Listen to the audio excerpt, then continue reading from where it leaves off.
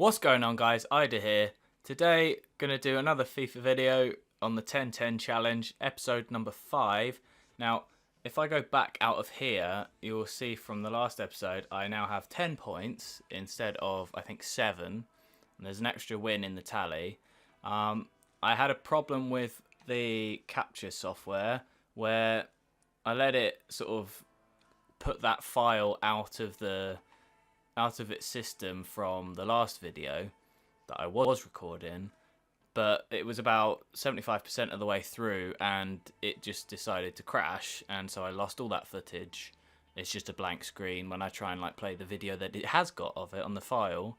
So we'll have to ignore that one. But what it does mean, if I go back again, is if I win this next game, we will get the title and we will get the championship. So we'll get 2,000 coins and promotion to the next level up on Division 9.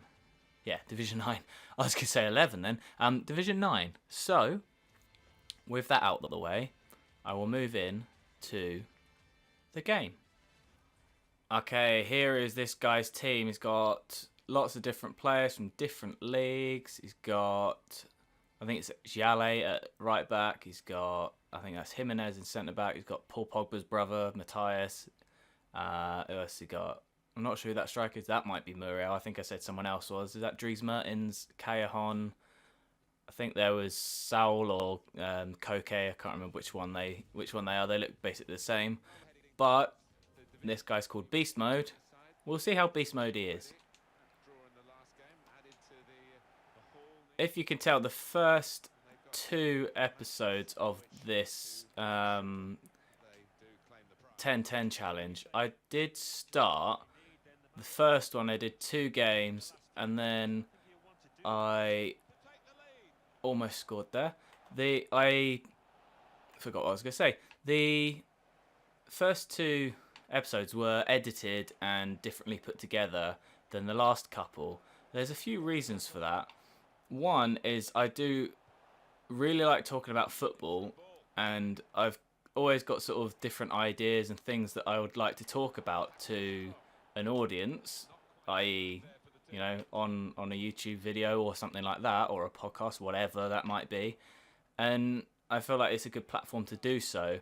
If I do the sort of, well, I was going to say highly edited videos, but, you know, cut down videos where I just show the highlights of the game, I won't be able to talk in as great a detail about things I actually want to talk about, which means that the video will not be what I sort of actually want to make. Because I noticed on YouTube a lot of people, they just want to do it and make a video, and they want to edit the crap out of it, and it's just so that it's a short thing that, you know, that they want to try and make money out of. And that's about it. That was not very good. Didn't put enough power on it. But what I want to do is actually talk about a certain subject and almost make it into a conversation. Obviously with myself, but clear that. But with, you know, people that might be watching in the future, if I do actually ever get, you know, a number of a subscriber base and people watch. And you know, it doesn't have to just be about football. You know, in the future there might be other things. That's offside. There might be other things that I want to talk about. With those highly edited videos, I don't feel like that's something I can do. Whereas, obviously, this format, I feel like it's a nicer thing to do. And also, like, sort of my skill set, I would say, is, well, talking and having a subject to talk about. Whereas my weakness would be something like trying to get past the defender, but also for example with the editing side, I know it comes practice wise, but to start with I think it'd be better to, you know, slowly ease myself into it instead of try and spend a lot of time failing on it. And I think, you know, in my own time trying different things to edit and too much power on that pass. Yeah, doing it in my own time, trying to get better at it, and then, you know, in the future maybe I'll do different series on different styles and all that sort of stuff. But what my main thing, there's nobody there. I was going to go for a nice little play on the free kick, and that happened. I was going to talk about today sort of, I guess, formation styles, because there is a massive thing. Obviously on FIFA it does make a huge difference because it's how your team's going to play, and to clear the ball there, it makes a massive difference. I mean, everybody knows there are different formations that work a lot better in FIFA, and how people play on FIFA, their different styles, and it does make a huge difference to what you're playing. But in real life, everything's made about the formations and how they're almost like formation is king at the moment. But formations are so fluid now. If you watch Chelsea, for example, you've got a 3 at the back, 4 in midfield, and 3 further forward that are trying to help out and work the ball certain ways with the width, with the 4 in midfield. The 3 up front are working as sort of almost 3 strikers, or 2 number 10s and a traditional number 10. That's a nice flick and that's a goal. But they work as the more of a traditional, 2 number 10s instead, with a striker up front, and the 2 wider players, like in Chelsea's idea, Moses and Alonso, the flying almost fullbacks, act as like right and left midfielders too, like you would have in a 4-4-2. And when it's attacking, David Luiz in that middle can push forwards and create, 2 at the back with him just in front, almost like a defensive midfielder. And with the 2 fullbacks pushing on, it's more of a 4-3-3 formation, with Moses and Alonso acting as like left backs and David Luiz acting as a defensive midfield type player. And then conversely, whatever the word would be, you would have on the on the defensive side, it turns into more of a 5-3-2, especially how Chelsea do it, because Hazard sort of stays up. I can't defend it today. Hazard stays up with Costa almost, and you get Pedro or Willian, whoever's playing in that role. They fall back and create an extra player in that side in the midfield, and it's more of a 5-3-2 almost, or sometimes, depending if Hazard goes back, it's a 5-4-1. And so I do feel that formations are more transformative than just, today we're playing a 4-4-3, 4-4-2, or a 4-3-3, or whatever. There are multiple facets, and if you look at a team at the start of the season, especially, because I thought they were going to be the team formationally to watch, and how their style of play was going to be tactically, Manchester City, because they had the similar style what Guardiola imposed in Bayern Munich for a time, where Philipp Lahm was playing right back and sort of defensive midfield almost, and that sort of stopped after a little bit. Pedro almost too much power. But after a time in the Premier League, that's not going to work, because people do figure teams out and styles out, and they just block that midfield area. And so the width, which is key in the Premier League, didn't show through because they weren't using it to their advantage. Whereas if you look now, you've got... get out the way, Davis. You've got Sane and Sterling pushing very wide, and then the 2 sort of midfielders behind in that sort of 4-3-3, depending if they do 4-2-3-1 or not. But you have De Bruyne and Silva pushing up, and you've got that width, but you've also got almost 2 number 10s, and that can be a different way of playing it. It's just that sort of fluidity in their formation, and I think that's lost sometimes. I'm going to put Eschenko back on because Livermore's struggling a little. Alright, that should be good. Okay. There we are. Commentary knows what I want to do. Oh, it's Roda injured already. Roda. Oh, okay. Thank you, Papi Gilaboji, you bumder. Alright, come on. That's got. They need to push up. As soon as that ball comes out, you should push up for offside. Because if he plays that back in, that is offside 10 out of 10. Alright, let's win this header, Origi. Thank you. Let's get Sissoko in. Sissoko, finesse it round the keeper. And that is a goal, finally. I've been sort of poking at the door. Not really bashing at it. Not really been in their sort of defensive third or attacking third. But played it through there and finally got a goal. Okay.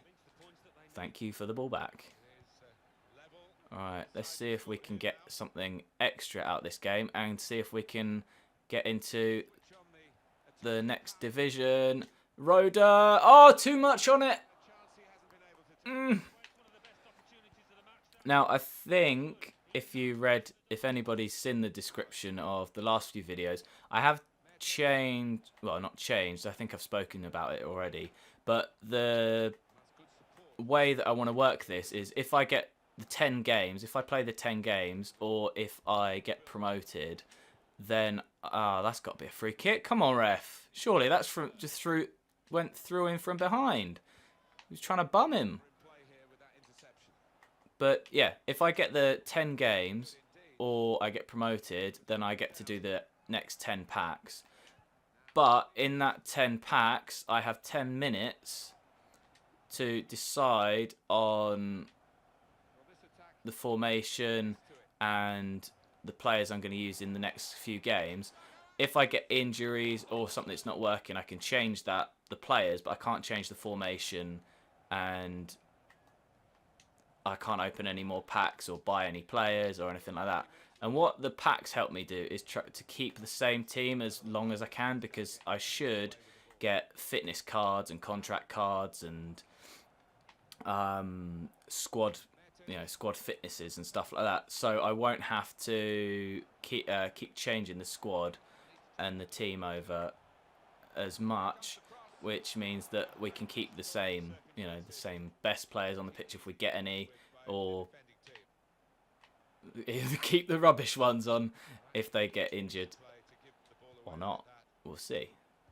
Depends what happens. Right, let's go back to Aspas. I sort of did want him to, but I'll take it. Cut back inside Pedro. Ah, so close. I've been listening to a Chelsea fan cast, and there's a person on there. She's called Alex Churchill, and her on her Twitter, she always calls Pedro Pesto because her autocorrect keeps changing it to Pesto. I think it's quite a funny name for him.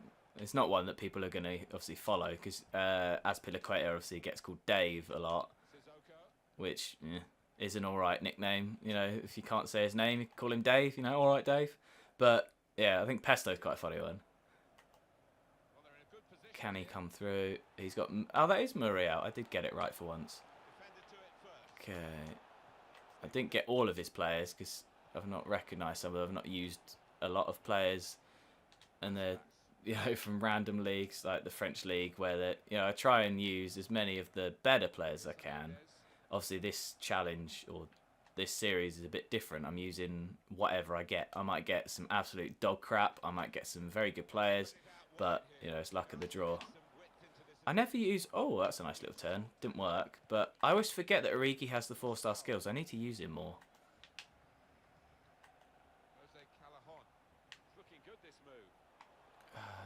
Jesus needs to cut back on there. Yeah. Right, what I really need to do is get a win out of this game. So I'm tempted, even though I keep failing at it, is making a couple of subs. Unless Aspas can get through. I tried to sweat. I wanted the sweat. I just wanted the goal. I should have just gone with it with Aspas. Because I'm not going to get through like that again. Not with how little time's left. Unless... Finesse, Aspas. Oh, straight at the goalkeeper. Ref, come on. Referee. Oh, he's coming from behind. That's twice that's happened in this game. If that was Premier League, even, well, I was going to say Premier League, like, definitely. But, like, La Liga, that would have been, see, that's a free kick. And he's free kicked it. He's paused it. That's what's happened. Have I got another midfielder? I've not tried Hutchinson yet. What's he like? He's going to be better than Davis, right? And do I put Rodallega or Falcao? Let's go Acuna. I know it's just... Oh, I'm out of subs, aren't I? Doi. I'll leave it as it is then. Let's see who he's bringing on. That's going to be a free kick given by the referee. He's had a good game. A yellow as well? Oh yeah, I saw that just now, didn't I? I was thinking, what's that for? Is there a slide tackled him and the defender and the goalkeeper in it? Yeah. Nearly got the keeper. Where did all the players go then? What happened there? Atiba Hutchinson, Canada. Canadian. It's not too bad. I wonder if he played against Scotland the other day. I didn't check the teams for that. Not really bothered, but it's about Scotland versus Canada, even though Scotland did pretty shy in that game. Sissoko. Back to Origi. Right, let's get something out of this game. Triple tap cross. Aspas. Bicycle kick. No. Hutchinson's on it. Hutchinson loses it straight away. It's my fault, not his. Defender's on it. Pedro. Come on, Pesto. There we are. Alright, round one. Aspas, stay on side, please. Right, what they don't expect is when you go down the line. Oh no, he saved it. I just hammered it. I should have finessed it there. Right. I know what I'm going to do. I'm going to make him think I'm going to Pedro. Get a player that didn't want me to have on the ball, and he might have won a header of some sort. Gilaborgi on the ball. Good. Right. Let's see if we can get something out of the game. Sissoko cannot touch the ball. Interesting. Should have scored there. Not great. Could have done a lot better there. But it's another point, which means another game. And it means that a lot of my players are going to be out of contract, because I think that is game 7.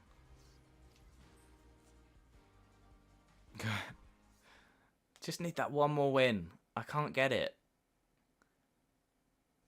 Got quite a lot of coins, though. Not bad. Right. That is the end of the episode.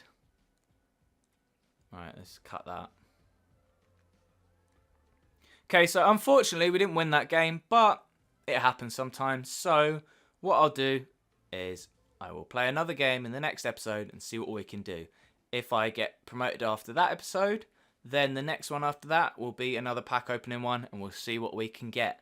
So thanks for watching, and peace.